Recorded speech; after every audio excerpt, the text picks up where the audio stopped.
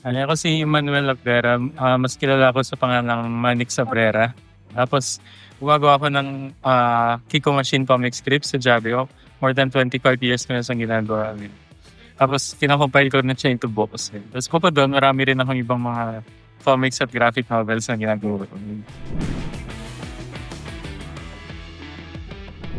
Pinaka-excited akong makita yung buong pavilion, saka yung lahat ng mga writers na kasama. Kasi parang ngayon lang mangyayari to na ganito kalaki eh. Ang pinaka nililook forward ko dun sa Frankfurt Book Fair, yung mapakita natin yung culture natin sa world stage. Alam naman nila yung kultura natin, pero ngayon mas mas may yung pagpapakita natin. Kaya super excited ako dun. Meron akong ilang mga engagements tsaka mga talk. Meron isang comics reading, papakita ko yung ibang gawa ko, tapos explain ko kung paano ko siya naisip, paano ko nagagawa. Tapos meron din akong gagawing workshops kung paano gumawa ng comics.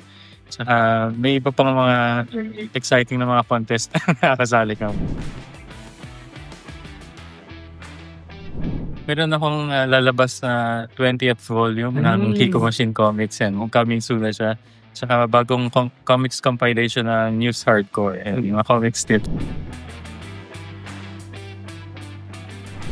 Unang-una, super gusto ko mag-thank you sa NBDB kasi ang laki-laki ng nakita kong ginawa nila para mag-push through ito. Tapos grabe yung support sa lahat. Sa tingin ko, napaka-inclusive niya. Ang dami niyang sinama mula sa iba't ibang larangan ng publishing industry. Kaya tuwang-tuwa talaga ako sa NBDB. Tapos sa mga collaborations, siyempre, giving lang.